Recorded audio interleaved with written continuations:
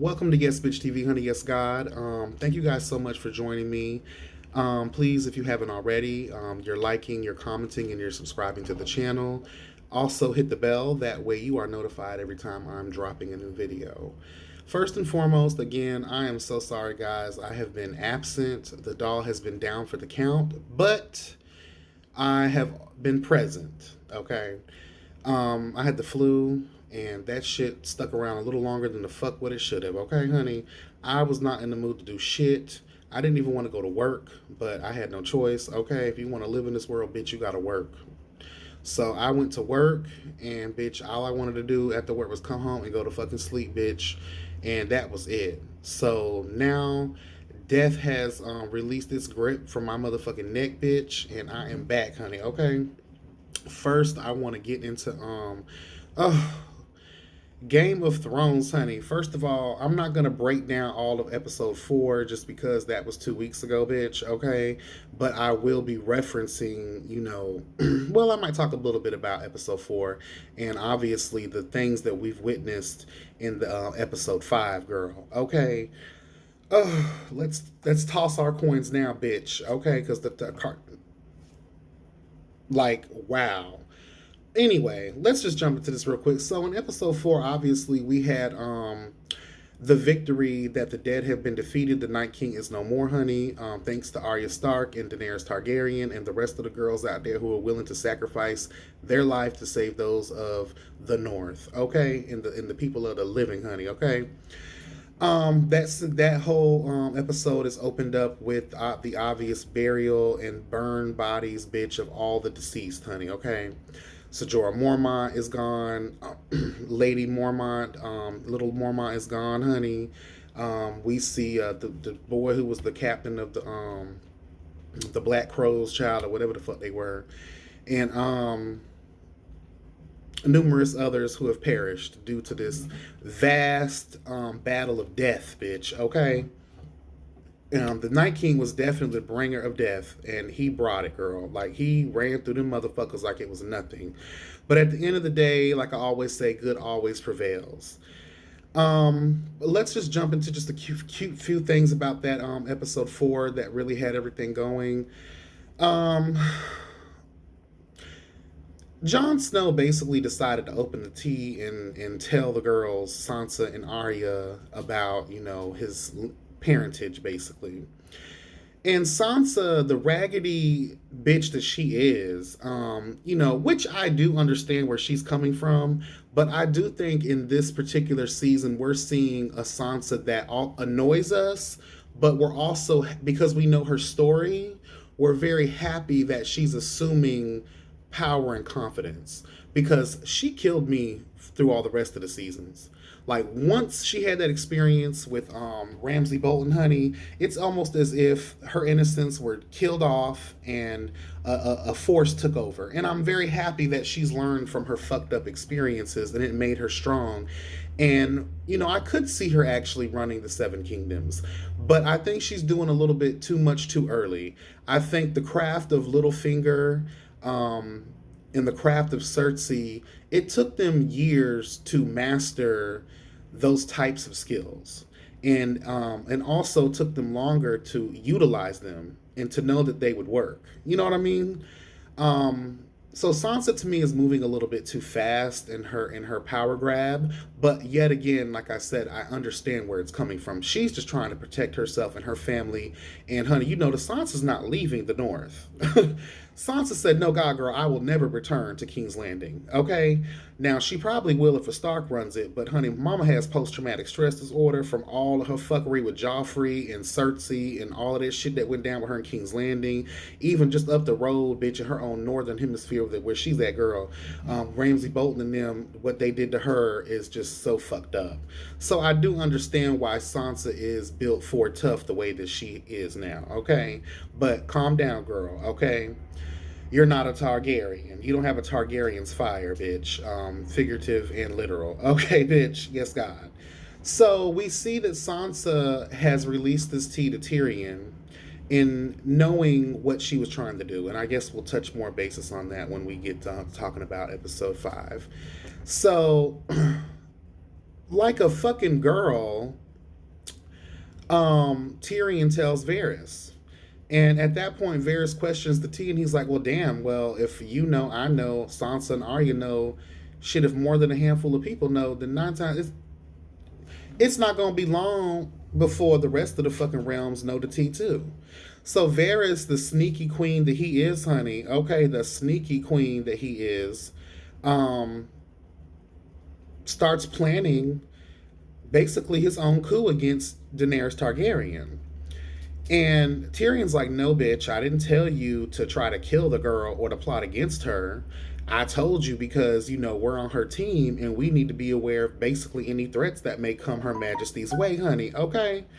So I understand why Tyrion told Varys, but I don't think Tyrion realized how quick Lord Varys is to jump ships. And as we've seen, and as he's even said himself in previous episodes, that he has served more kings than anybody. And we have to take that into question. Like, girl, well, you'll still serve anybody. You didn't serve Robert Baratheon's crazy ass. You served Joffrey's crazy ass. Tom and his emotional ass, and the people and the Targaryens before that. So it's just like you're so easy to switch alliances, and you claim to always be for the realm, but you use children to do your bidding, knowing that if they get caught, they're going to be killed. So I don't know if I believe this whole righteous fucking attitude that Lord Varys be trying to have, talking about he's for the realm, girl. No, girl, you're for self-interest.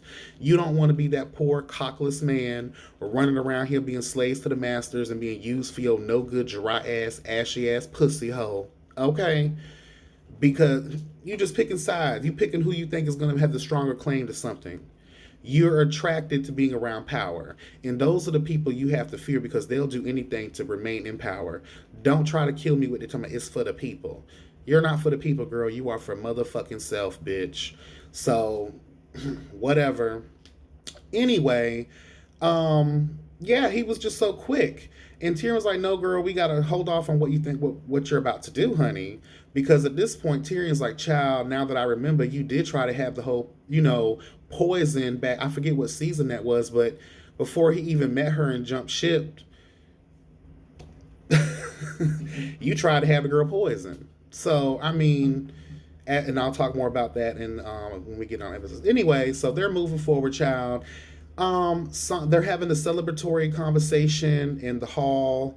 Daenerys is feeling left out, child, which, I kind of understand where she's coming from, but it's not like she's really made that much of an effort to get to know the northern people.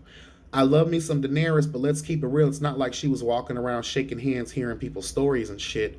That's what you do, girl. You're supposed to campaign, girl. You're in a foreign land. John already told you that these bitches ain't gonna like you, girl. They don't like foreign bitches. Okay, and yet another hoe who thinks she got a rightful claim. So I feel that you in somebody else's hood, if you at the cookout, girl, you need to walk around and shake some hands and introduce yourself to Aunt Sally, because she's the one that made the potato salad, girl. Okay, let her know it was good, even if it tasted like shit, because you trying to get in where you fit in. Okay, favor is what wins motherfucking hearts. You better know it, honey. Yes, God. Anyway, so they're at this whole thing. Everyone's praising Jon, as the fucking patriarchy always does to the girls, honey. Praising the man for basically doing not a goddamn thing. Because let's be honest here, what did Jon really do in that fight? What did he really do? Okay, they breathed a little fire, but child, Daenerys was doing all the work and her people were doing all the work. While your people, Jon, was getting slaughtered than a motherfucker. So, I'm just saying though. But anyway, I feel Daenerys on that, girl. Fuck all y'all hoes. Y'all ain't, what about me, bitch? And then she did give Arya Stark props, trying to fit in with the girls. Eventually, she was just mad and said, "Fuck this, let me get the hell up out of here, bitch." Honestly, she leaves. Lord Varys sees it right then and there. Again, an old sneaky queen, bitch. Let's move on towards all of that. So, I don't know. I don't know how I feel about this next scene that takes place, because I feel like it's kind of fucked up.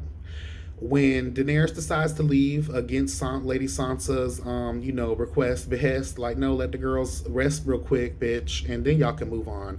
And looking back in retrospect, if she would have waited a little longer, maybe they may not have been ambushed by Euron Greyjoy's raggedy ass fleet, bitch. And Out of nowhere, what kills me, you're in broad daylight, the skies are clear, bitch, with the chance of fuck shit, okay? And that's what happened, fuck shit. Because out of nowhere, you're flying free in the sky above all things. You float past the Dragonstone Castle, probably just for a leisurely ride around. You didn't see all of those ships standing right, sailing right below you. That I had a question about that. Like, how the fuck didn't you see those ships? All of those ships. Not like it was just one ship. It was a lot of ships. And out of nowhere, Rhaegal gets gunned the fuck down. No, speared the fuck down, girl. Like, seriously? Wow. Like, that really had me fucking going. So, child, Daenerys is in fury, honey, and starts trying to go get the girls. I just thought, like, well, fuck, after everything that those dragons just went through in a big ass battle with the Night King and all of those fucking million dead fuckers, um, a dragon, a powerful creature such as a dragon, gets shot out of the sky in broad daylight, bitch. If that's not the definition, that the true T of rushing a motherfucking rushing a fucking series, bitch, I don't know what is. Because I just feel like, wow, after everything y'all just went through, you get taken down by some bitch ass spears. Okay, I understand, whatever. But she was mad, and the Iron Fleet decides to go in on motherfucking Daenerys' ships as well. And out of nowhere, what killed me too was the question I had was Missandei was on the same ship as Grey Worm. Grey Worm told her to get her fucking ass to the bottom of the ship for safety. That ship obviously exploded. How is it that Missandei got captured by Euron Greyjoy? I just felt like maybe y'all should have showed us how that happened. I don't know how she got taken, and Grey Worm was right there. Anyway, I know he may have been incapacitated or whatever due to those blasts and shit, but I just don't see how that happened. But okay, Missandei gets captured. Daenerys is like, girl, let me just take some of my homies up here real quick and roll up on these hoes and see what we can do. Now, Tyrion is trying to convince her no fire and blood, cheese, child, or whatever. He's always trying to save his family, that bitch ass family. So she gets to the gate. And what kills me is that Cersei was given so many chances to just say, you know what?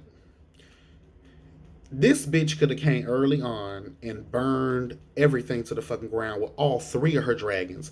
But instead, she stayed away to go help other people that would eventually, think about it. If you knew she was going to win, you knew she was coming back for you. As we saw in episode 6, it only took one dragon to destroy your shit in minutes. But we'll get into that because I really want to talk about that. So, out of nowhere, child, Tyrion is talking to Qyburn, or whatever his name is, and they trying to come up with solutions. Qyburn is letting Tyrion know, girl, you already know your crazy ass sister is not about to fucking give up easily, girl. So, these are her terms. He had his terms. It wasn't going to work out. So Cersei says, fuck it. And so she decides to execute Missandei. Before Missandei is executed, Queen Cersei says, will you have any last words? Let me just tell y'all how a shady bitch Cersei is. I have a love and a real hate relationship with her. I only love her in certain moments because I just love a strong woman. And, you don't know what these women have gone through. You feel what I'm saying? Some women have gone through some crazy ass shit. So sometimes their evilness is justified in a way. You know what I mean? There's a limit to it. But sometimes I understand why women snap like they fucking do. And honest to God, I feel like they deserve to snap every blue moon. And we just have to overlook that shit and chalk it up, charge it to the game, honey, because that hoe done been through a lot of shit. She deserves to release her fucking stress every blue moon. Okay? And so basically, Missandei's last words were Jacaerys. And we all know what that means, bitch. That means burn these motherfuckers down. Not a literal translation, but that's my hood translation. Okay? Dracarys, bitch, burn these motherfuckers down. Okay? Daenerys walks away. Tyrion already knows what's tea. Child,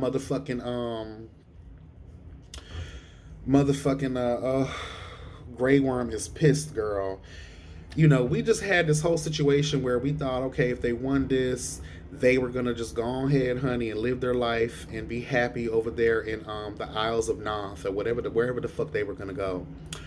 And it again, I still stick by what I said. How in the fuck do people survive the army of the dead, but are taken out so easily? I guess that just kind of shows you, that bitch. You may be that bitch, but there's also another that bitch out there. Okay, like for real.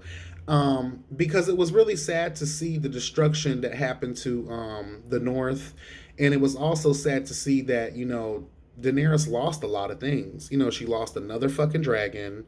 Um, you know, Half of her army was fucking depleted. It killed the fuck off. And now you got to deal with Jon Snow and his potential treacherous ass family. And it's just like, child, like, she has so many things going against her. Now her bestie is gone, honey. And it's just like, who else? And now you got these fucking these cockless queens in the background, bitch, trying to fucking, plan shit against your ass, okay, that you got to worry about.